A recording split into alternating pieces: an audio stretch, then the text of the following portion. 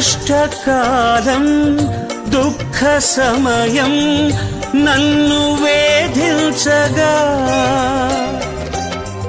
ప్రాణహితులే నన్ను విడచి వెలిగనను చూడగా కష్టకాలం